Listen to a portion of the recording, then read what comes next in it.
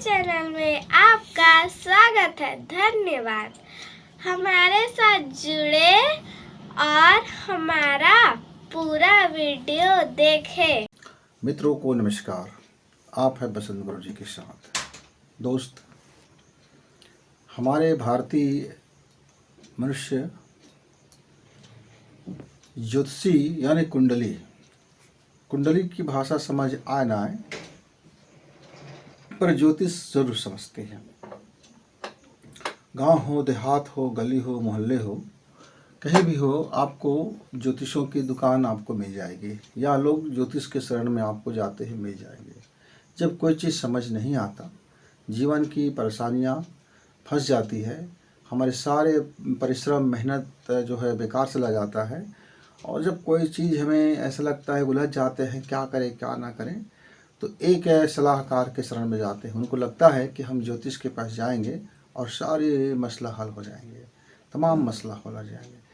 हमने तो यहाँ तक सुना है कि प्रधानमंत्री, मुख्यमंत्री से लेकर के बड़े बड़े लोग, ये तो हो गए राजनीतिक का, और साथ साथ में वैज्ञानिक स्तर के भी लोग जो विज्ञान को बहुत भली भांति जानते हैं, मैथमेटिक्स वाले भी लोग और डॉक्टर से भी लोग, मतलब कोई अछूता नहीं है। चाहे वो गंवार हो, पढ़ा लिखा हो, व्यापारी हो, व्यवसायी हो, विद्यार्थी हो, या फिर बहुत बड़ा अफसर हो, हर कोई हर वर्ग का व्यक्ति कहीं जाता है किसी से तो वो है ज्योतिषी के पास, और जाते हुए दो बातों का ख्याल रखते हैं। एक तो ये सोचता है कि मेरे कुकर्मों की जानकारी पंडित जी ना बताएं।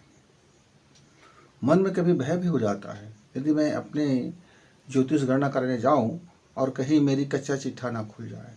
लेकिन एक मन में भी होता है कि नहीं, मेरी चीज़ें सिर्फ वो तो दक्षिणा लेंगे, पैसा ले लेंगे, और मैं जो पूछूंगा प्रश्न, यानी मेरी जो मुसीबत है उसका हल मुझको बता देंगे। मित्रों, आप यह कैसे समझ लेते हैं?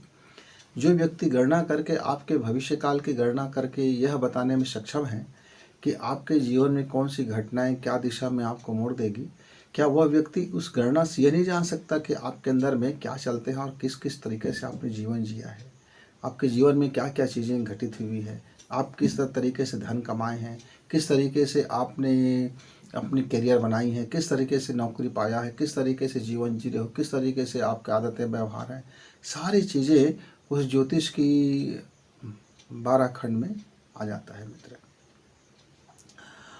अब हमारे मित्र कई लोग आते हैं और बड़ी बड़ी ज्योतिष की भाषा बोलते हैं, तो आम जनता को पल्ले नहीं पड़ता।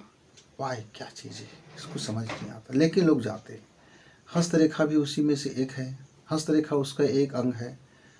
संपूर्ण अंग ज्योतिष में कई भागों में बटा हुआ है। हम अभी यहाँ ज्योतिष की कक्षाओं के बारे में बात नहीं करेंगे।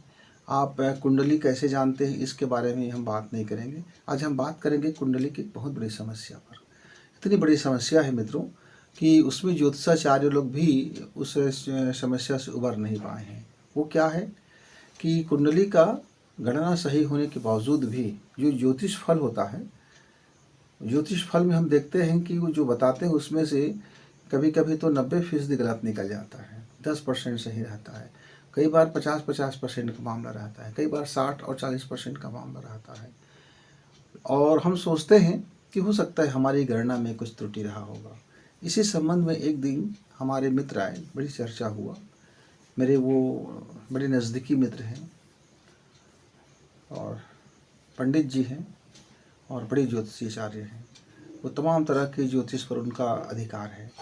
वह भिन्न भिन्न प्रकार के ज्योतिषी पर वो लगातार अध्ययन करते हैं और विद्यालय भी चलाते हैं, ज्योतिष केंद्र भी चलाते हैं, और बड़ी बड़ी लोगों की कुंडलियाँ देखते हैं, बाँचते हैं, और उनका बिजनेस है, उनका एक व्यवसाय है। वो हमारे घर आए तो अब जैसे दोस्तों के साथ आते हैं तो ऐसे सामान्य दोस्त जैसे नहीं रह जाते। तो चाय पानी हुआ, उसके बाद मेरे मन में कुछ बात हुआ। मैं सोचा कि अचानक इस पंडित जी का, मेरे इस मित्र का मुझसे मिलने आना मुझे कुछ समझ आ नहीं रहा था। पर मैं सोचा दोस्त है, दोस्त कभी भी किसी से मिलने आ सकता है। मैंने बात नहीं छेड़ा, कुछ भी नहीं बोला। तब उन्होंने कहा कि दोस्त, आप समझ गए होंगे कि मैं आपके पास क्यों आया हूँ। मैं बोला, मैं कैसे समझ सकता हूँ भाई, आए आप हैं, सवाल आपका होगा। फिर दोस्त आते हैं तो बेवजह आते हैं। दोस्त के घर में कोई वजह तो, कोई मतलबी आदमी आता है, कोई बिजनेस वाला आता है, कोई अन्य चीज़ वाले आते हैं। दोस्त तो हमेशा बेवजह आया करते हैं, और बेवजह आने वाले का नाम ही दोस्त कहलाता है। वजह से तो हर कोई आता है। तो उसने कहा हाँ, पर मैं आज एक वजह से आया हूँ। वो क्या वजह है? उसने कहा कि मैं विगत 20 वर्ष से एक बात मुझे परेशान किए बैठा है कि मैं कई दोस्तों का कुंडली देखता हूँ, कई ग्राहकों का देखता हूँ, कंज्यूमर का, और मुझे पक्का यकीन रहता है कि मैंने गणना बिल्कुल सही सही की है। और मैं कई बार अपने एक गणना को क्रॉस चेकिंग भी करता हूँ, उसको जन्म लग्न से मिलान करके देखता हूँ, सूर्य से मिलान करके देखता हूँ, चंद्रमा से मिलान करता हूँ, फिर इधर आपका अंक विद्या से भी मिलान करके देखता हूँ, और हस्तरेखा से भी मिलान करता हूँ, और टेलीपैथी का सहारा लेकर के उनके दिमाग और उनके चीज़ों को पढ़ करके उस कुंडली के मिलान करता हूँ। मैंने हर तरह से मिलान करके देख लिया। सारी गणना सही होने के बावजूद कुछ बातें सच और कुछ बात गलत साबित हो जाता है। कुछ लोग आते हैं, बोलते हैं पंडित जी आपने बताया था, हमने ऐसा किया, ऐसा हुआ नहीं, या मेरे जीवन में ऐसा घटनाएं नहीं घटी। तो उसने अपने संतान के बारे में बताया। उन्होंने कहा कि मेरी संतान की कुंडली इतना बहुत ज़बरदस्त है, सूर्य उसका स्वामी है, लग्न स्वामी भी है, और उसके जीवन में उसको बहुत बड़ा समृद्धशाली व्यक्ति बनना था।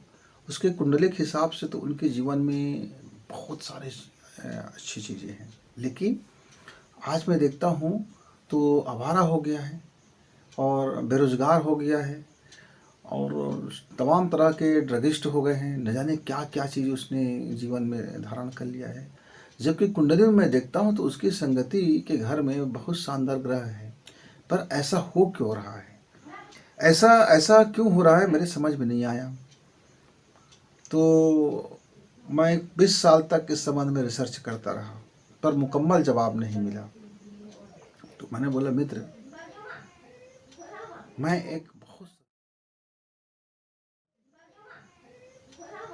एक बहुत साधारण सा साहित्य अध्ययन करने वाला व्यक्ति, साधारण सा जीवन जीने वाला व्यक्ति, और इतनी बड़ी जो खोज की बात है, इतनी बड़ी जो रहस्य है, इतनी बड़ी गंभीर चर्चा है, आप मुझसे जानना चाहते हैं तो ये मेरा तो सौभाग्य है। लेकिन ज्योतिष को समझना पड़ेगा पहले। ज्योतिष है क्या? ज्योतिष मित्र एक सिर्फ गणित है, और गणित के अलावा ये कुछ भी नहीं है। पहले इस बात को आप स्वीकार कर लीजिए कि ज्योतिष एक शानदार जैव गणित है।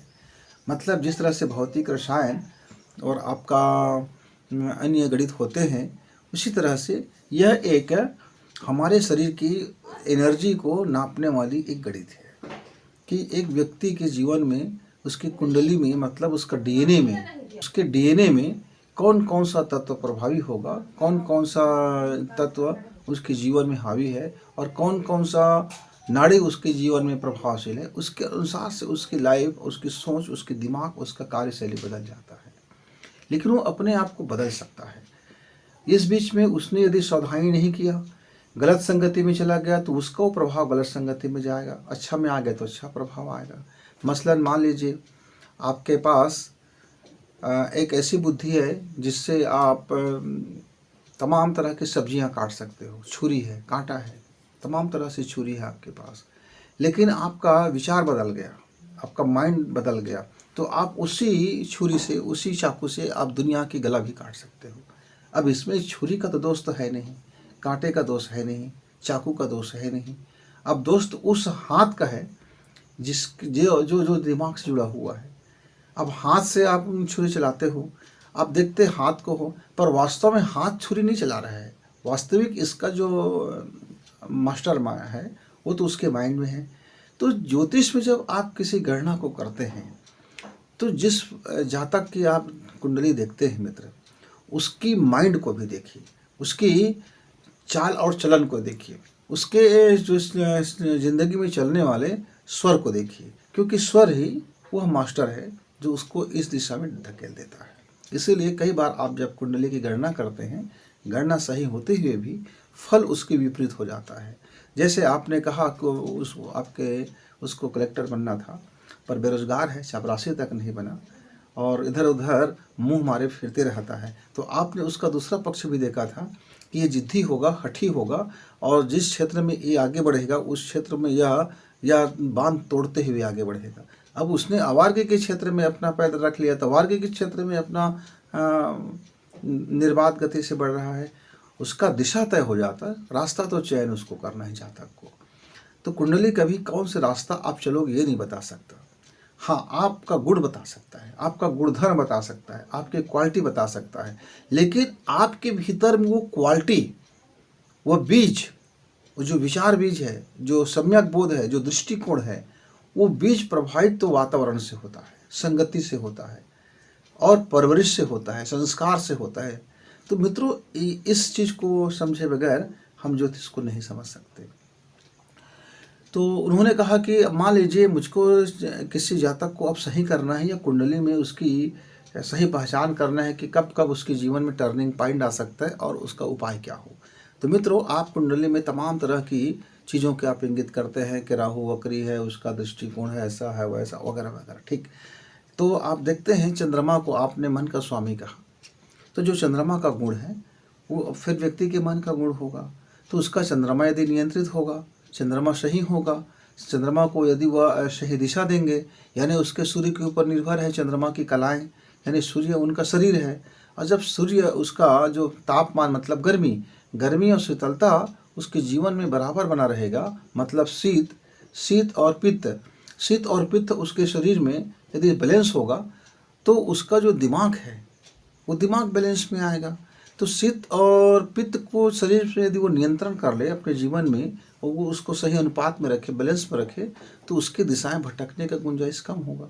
लेकिन आपने बचपन से फास्ट फूड खिलाया, आपने बचपन से जब चाहे तब आइसक्रीम खिला दी, आपने बचपन से उसको पाले में झुला दी, आपने संघर्ष करने नहीं दिया, उसको धूप में निकलने नहीं दिया, पानी में भीगने नहीं दिया, धूल कण के साथ खेलने नहीं दिया, आप उसको रखे रहे अपने चार दीवारी में रखे रहे, सारी दुनिया से बचाते रहे, लेकिन मन का प्रदूषण से आप नहीं बचा पाए, क्योंकि मन तो ऑनलाइन भी आजकल प्रदूषित हो जाता है। ऑनलाइन से लोग न जाने क्या क्या सीख जाते हैं, स्कूल जाते हैं, वहाँ जाते हैं, कहीं ना जाए अपने बेड में छिप करके दुबक करके ऑनलाइन से जुड़ जाता है। उस प्रदूषण का क्या करोगे? मन में यदि वह प्रदूषण आ गया, उसके हार्मोन्स ने एक्टिवेट हो गया, उसके हार्मोन्स के कारण से वह उस दिशा में बढ़ गया, तब तो आपकी कुंडली क्या ज्योतिष गणना धरी के धरी रह गई मित्र। तो ज्योतिष को आपको वर्तमान के समय में इन तमाम प्रदूषणों को भी आपको उसमें एक बार देखना चाहिए, और अपने जातक को, यानी अपने जो लोग हैं, कंज्यूमर है, उसको एक बार जरूर कहें कि अपने जो स्वर है उसको बैलेंस रखें। जैसे उनका स्वर बैलेंस होगा तो आपके द्वारा बताई गई ज्योतिष की सारी गणनाएं सटीक बैठेगा, क्योंकि तब उसके जीवन में वही परिलक्षित होगा, वही दिशा को पकड़ेगा कि जो उसके डीएनए में शामिल है, या जो अपने आप में बदलाव कर सकता है, क्योंकि डीएनए से ही बदलाव होता है, डीएनए में ही गुण होता है। वो समझता है कि जातक अपने आप को कितना बदल सकता है, कितने क्रांति की तरफ ले जा सकता है, कितना जिद्दी या हठी हो सकता है, या कितना आलसी या हरामखोर हो सकता है, या कितना घटिया, कमीना और सबसे शानदार हो सकता है। उसके डीएनए का एक एक अक्षर अलग अलग चीज़ों से बना होता है। आप डीएनए से उसकी मैचिंग किया करें मित्र अपनी गणना को। आप डीएनए का आप 24 अक्षर ले लिया करें, और आपकी नवग्रह में उसको आप देख लीजिए 3-3 अक्षरों का एक एक ग्रह में उनका प्रभाव कहलाता है कि इस तरह से आप यदि गणना करेंगे तो बिल्कुल सटीक बैठेगा। तो मेरे मित्र ने कहा कि स्वर से कुंडली के क्या मतलब, तो स्वर मतलब सांसें, स्वर मतलब होता है सांसें, और ये सांस हमारे जीवन को, हमारे कुंडली को, दुनिया को, अपने हमारे पूरे डीएनए को बदलने की ताकत रखता है। मान लीजिए मेरे डीएनए में शामिल है, मैं बड़ा आलसी किस्म का आदमी हूँ, सुबह मेरी कफ बढ़ जाती है, और कफ इतना बढ़ जाता है कि बलगम निकलने लगता है, दिमाग भरना उड़ता है, आलसीपन में मेरा दिन का 9 बजे तक का कोई काम नहीं हो पाता। अब मेरी कुंडली में सूर्य है, लेकिन मेरी लाइफ में अभी चंद्रमा बैठा है, चंचल मन है, कफ है, मन चंचला हो गया, मन का रुझान बदल गया, तो लाइफ का रुझान बदल गया। अब मेरी कुंडली में सूर्य होते हुए भी अब रात में चंद्रमा जागती है, दिन में सूर्य जागते हैं, और सूर्य का प्रभाव दिन में होता है, चंद्रमा का प्रभाव रात में होता है। अब रात में जो होने वाली चीज़ घटनाएं यदि वो दिन में होने लगे, और दिन की तमाम बातें रात में होने लगे तो विपरीत प्रभाव तो पड़ेगा मित्र। इसलिए सांसों को संतुलन करने का ज्ञान यदि आपके कंज्यूमर को रह जाए या आप उसको सही बताओ कि उस ज्योतिष के हिसाब से यदि वह व्यक्ति पित्त स्वभाव का है तो वह अपना चंद्रमा को बैलेंस करे, और व्यक्ति यदि कुंडली में उसकी स्वभाव के घर में यदि चंद्रमा है तो वह अपने सूर्य को बैलेंस करे। यदि चंद्रमा और सूर्य ये दो नाड़ी को बैलेंस कर लेता है, यदि यह दो नाड़ी अपने कुंडली से जान जाए और अपने जीवन में उतार ले, अपने शरीर को समझ जाए, ये क्योंकि ये सूर्य हमारा जो शरीर को निहित करता है और चंद्रमा हमारे मन को निहित करता है, तो सूर्य को कंट्रोल कौन करेगा? चंद्रमा। और चंद्रमा को नियंत्रित कौन करेगा? सूर्य। एक दूसरे को ये लोग बैलेंस करते हैं। तो उसके मूल स्वभाव में क्या है? उसकी मूल स्वभाव और कौन से घर में उसकी सूर्य है, कि धन से प्रभावित हो रहा है क्या उसका शरीर, कि संगति से प्रभावित हो रहा है उसका शरीर, कि माता पिता से प्रभावित हो रहा है उसका शरीर।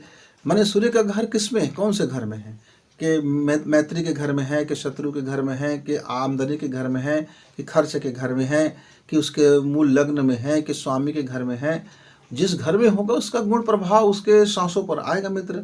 तो उसको यदि आप थोड़ी सी अपने ग्राहक को ये बता दें कि भैया ये ज्योतिष की गणना है और आपका सूर्य चंद्रमा ये है, तो आप उसको ज़रा इतना समय आप सांसों को इस नाक से ले लिया करें, इतने समय तक आप 1 घंटा, आधा घंटा, 45 मिनट, जो भी उसका टाइमिंग हो।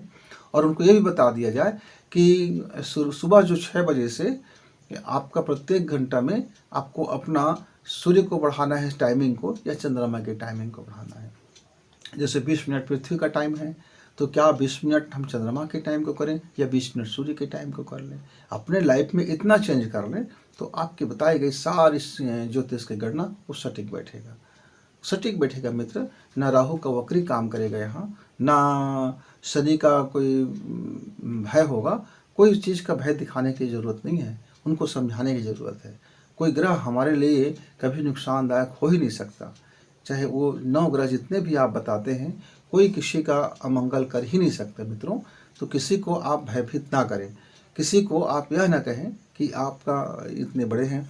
एक मित्र मेरे पास आया था, मैंने एग्जाम्पल बताया, एक मित्र मेरे पास आया था, उनको काल सर्प योग चल रहा था, कुंडली में उनका काल सर्प योग का उस समय था।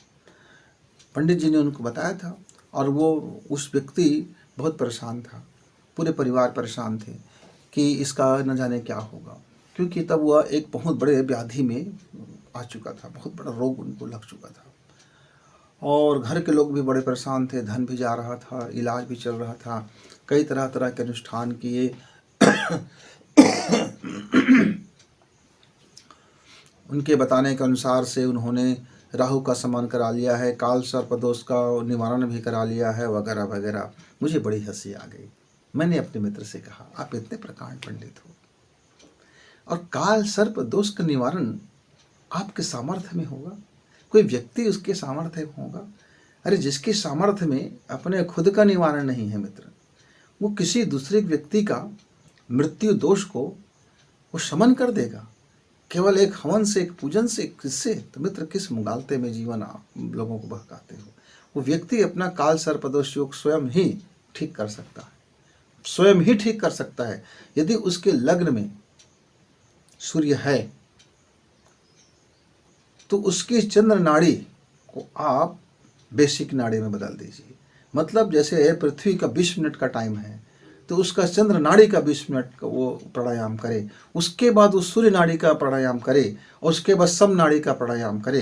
यदि 1 घंटा सुबह, 1 घंटा दोपहर और 1 घंटा शाम को यदि वह अपने सांसों को गति को नियंत्रित कर ले, सांसों की गति को नियंत्रित कर ले मित्र, उसके जीवन से वह काल सर्प दोष जो है अब वह वरदान बनेगा। अभी जो अभिशाप था, अभी जो उनके लिए नुकसान था, अभी जो उनके लिए दुधारी तलवार था, अब वह उनके जीवन में वह वरदान बन जाएगा। कैसे हो जाएगा?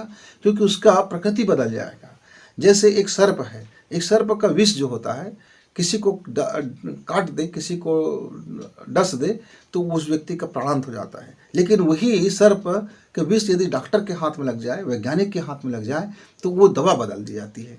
पारा जो है पारा को यदि आप निकल जाओगे तो आपकी पेट को छेदते हुए आपकी मृत्यु हो जाएगा, लेकिन वही पारा जब थर्मामीटर में आ जाता है तो आपके बुखार नाप के बता देता है। तरह तरह की चीज़ें हैं, मतलब उसके गुणधर्म को हम अपने अनुसार अनुकूल बदल सकते हैं। बस उसकी तकनीकी जानकारी ज़रूरत है, उसके सिस्टम को जानने की ज़रूरत है, उसके वैज्ञानिक पक्ष को जानने की ज़रूरत है।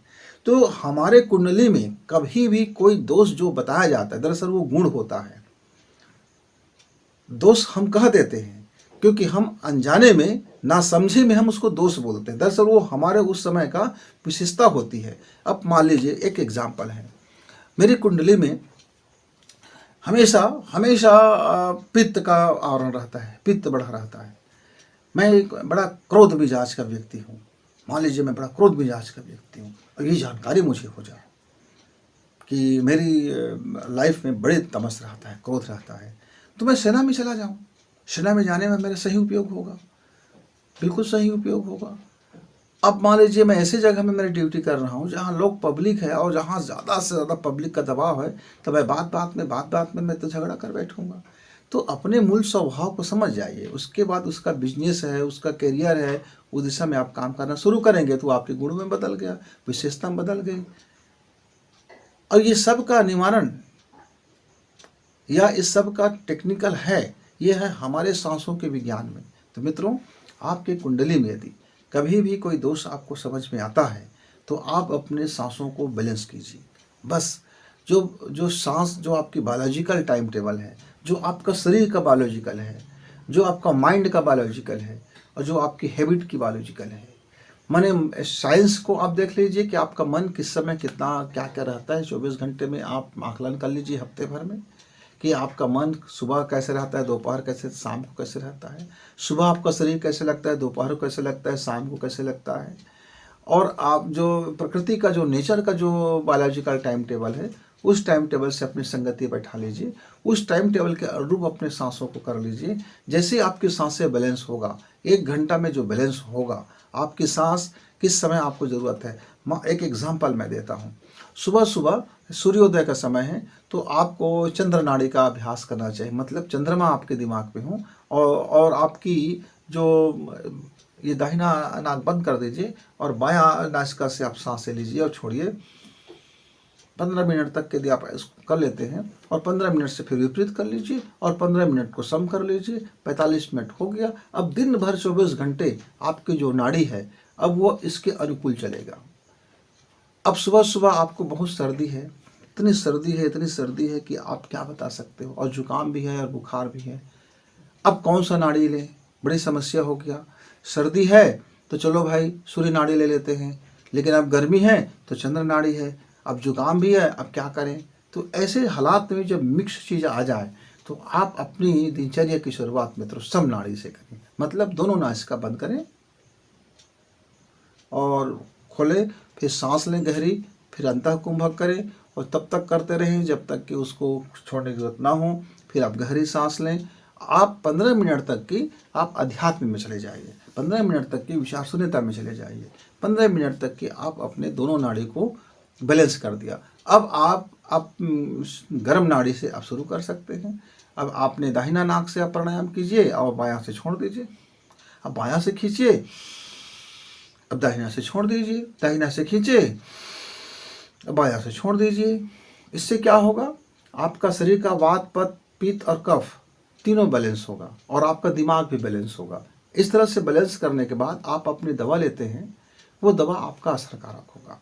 अब वैद्य के पास जाइए, डॉक्टर के पास जाइए, जो आपका इलाज है कराइए, उसमें कोई ऐसा नहीं है कि आप बिना इलाज कराए रहोगे, लेकिन आपके शरीर में वो एक अनुकूलन होगा, मन को स्ट्रांग मिलेगा, मन के भीतर में एक विश्वास जगेगा, मन के अंदर में उस बीमारी से लड़ने की क्षमता जगेगी, तो आपके अंदर का प्रतिरोधक क्षमता बढ़ेगा, आपके अंदर की बैलेंस बढ़ेगी। जैसे बैलेंस बढ़ता है तो जीवन बहुत कुछ अच्छा हो जाता है मित्र। इसलिए जब कभी भी कुंडली आप दिखाते हो किसी पंडित से, किसी ज्योतिषी से, तो घबराइए मत। उस कुंडली के वैज्ञानिक पक्षों को समझने की कोशिश करें। उस कुंडली में जो दिए गए गणना है वह भी उचित है, लेकिन आप उसके वैज्ञानिक पहलू को समझिए। और जब भी कोई मेरे ज्योतिष के मित्र अपने किसी भी कंज्यूमर को जब ज्योतिष के बारे में बताते हैं तो कृपा करके उसको विज्ञान की भाषा में ना बोले, ज्योतिष की भाषा में ना बोलें कि राहु वक्री है, कि शनि का तिरछा है, फलाना है, इमका है, ढिमका है। इससे आपका पांडित्य तो दिख जाता है, पर मेरे उस मित्र का समाधान नहीं होता। उसको आप लोकल भाषा में बताइए, लोकल फॉर ओकल।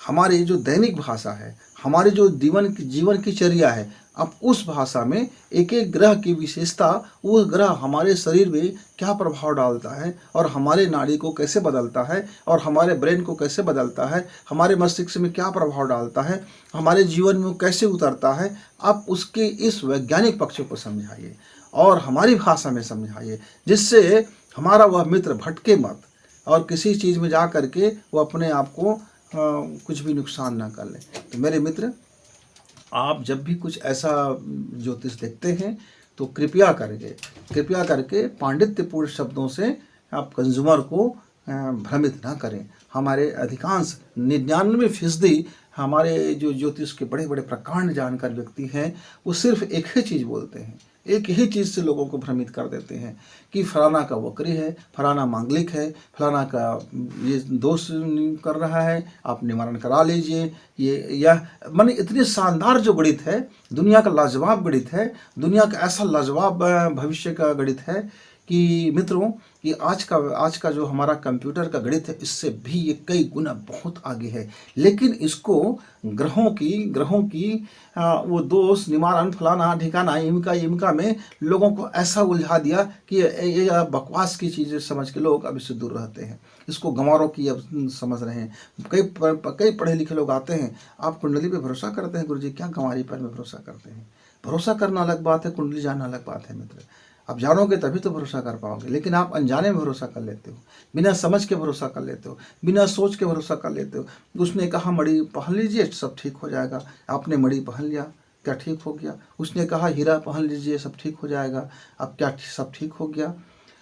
मित्रों, ये बिजनेस के लिए यदि आप कोई कहते हैं, मुझे बड़ा दुख होता है। लेकिन यदि आप ये समझा देते मित्र, आप मणि मत पहनिए, आप अपने घर में धूप लगा लीजिए धूप। आपके नवग्रह सही नहीं चल रहे ना, राहु का प्रभाव हो रहा है, तो घर में आप खूब मात्रा में आप धूप लगा लीजिए, दूबी के रस का सेवन कीजिए, दूबी में बैठकर प्राणायाम कीजिए, दूबी को सूंघिए और जितने हमारे पौधे हैं उनकी सेवा कीजिए, अपने मनोभाव को अनुकूल कीजिए और अपने नाड़ी में अपनी चंद्रमा को बढ़ाइए, अपने चंद्रमा और सूर्य को बैलेंस कीजिए। आप यदि उनको स्वर के बारे में बताएं और सही चीज़ बताएं, तो मेरा यह जो ज्योतिष का गणित है मित्र, कमाल कर सकता है, पूरी दुनिया में कमाल कर सकता है, बहुत सारी चीज़ें कमाल कर सकता है।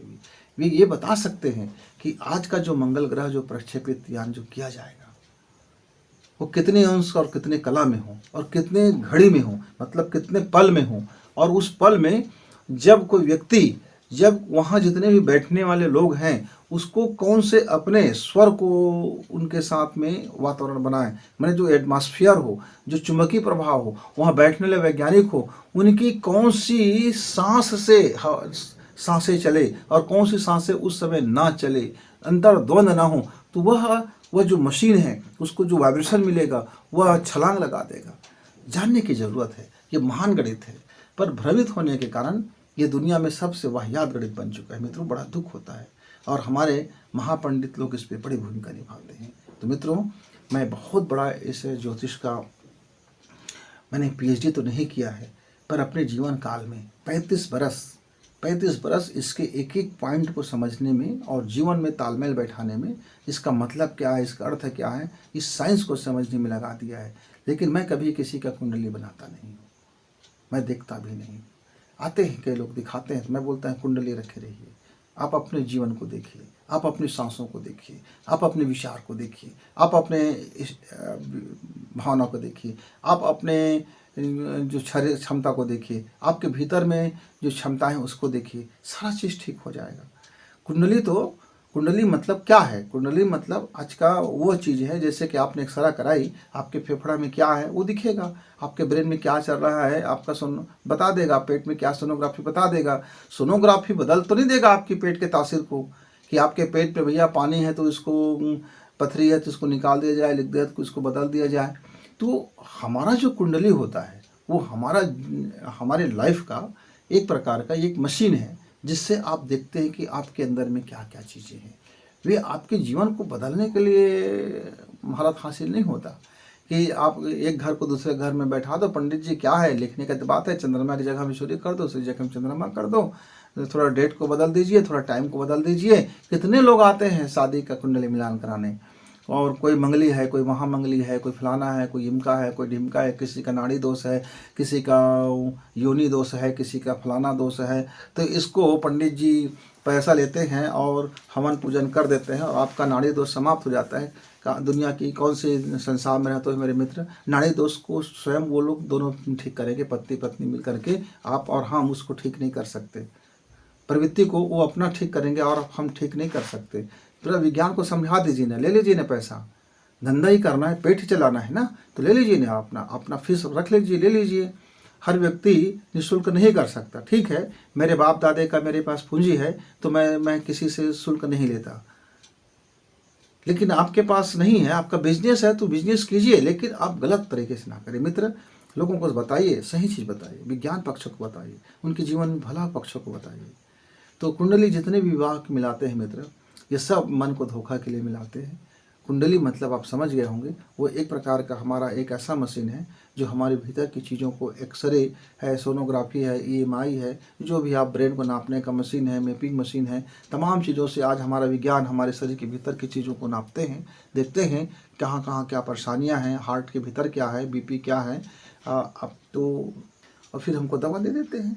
तो जो काम हमारे चिकित्सक महोदय करते हैं और वो मेडिसिन लिख देते हैं, यही काम हमारे ऐसे ज्योतिषाचार्य को करना चाहिए था कि देख लेते इसके जीवन के भीतरी में कहाँ कहाँ क्या क्या क्या चीज़ें मलमा जम गया, गंदगी आ गया है, बदलने की ज़रूरत है।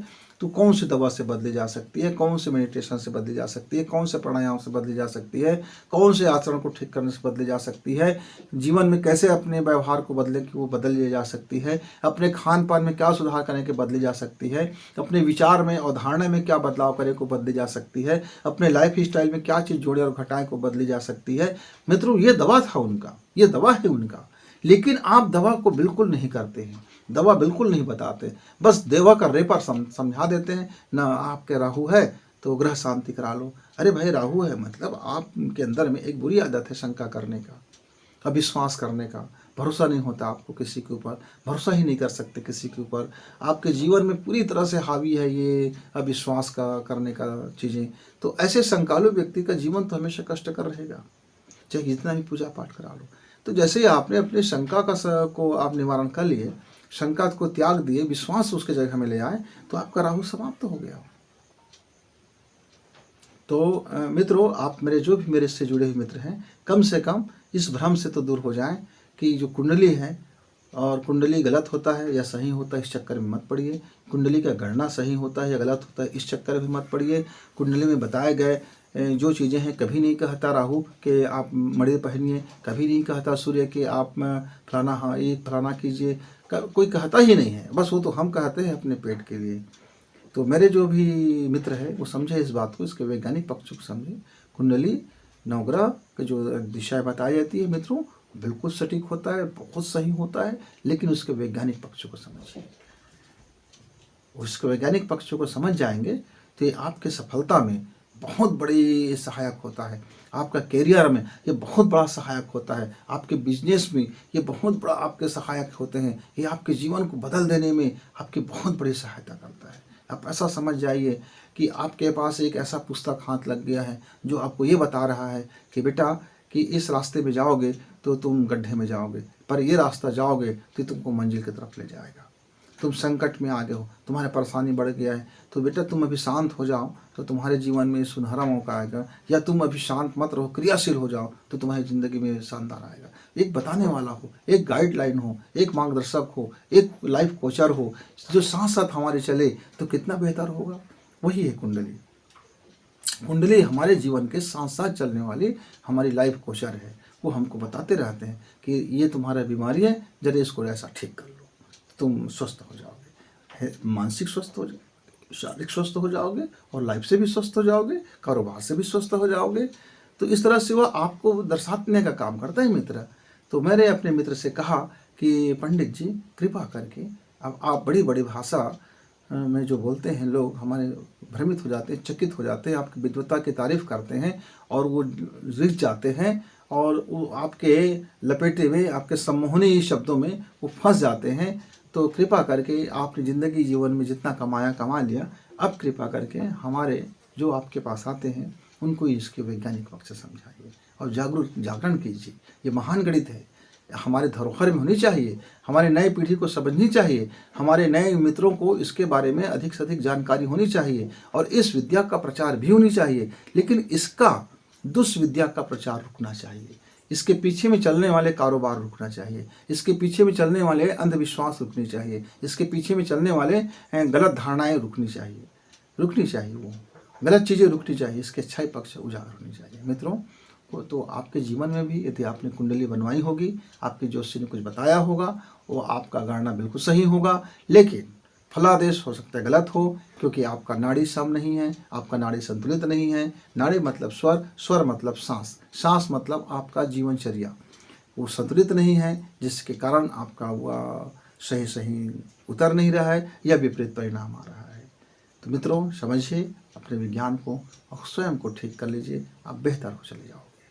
किसी दिन हम कुंडली के एक एक ग्रह और एक एक घर के बारे में चर्चा करेंगे कि कौन से आपका स्वामी होगा, किस घर में कौन होगा, किस घर में कौन होगा, तो हमारा कौन सा नाड़ी उसके लिए उपयुक्त होता है और हम उस नाड़ी से शुरुआत करेंगे और अपना जीवन को हम बेहतर कर सकते हैं।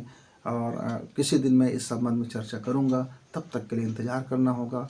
मित्रों, मैं फिर मिलूँगा, तब तक विष्णु गुरु जी को इजाज़त। नमस्कार, धन्यवाद। इस वीडियो को लाइक करें, सब्सक्राइब करें, शेयर करें, बेल की घंटी दबाएं।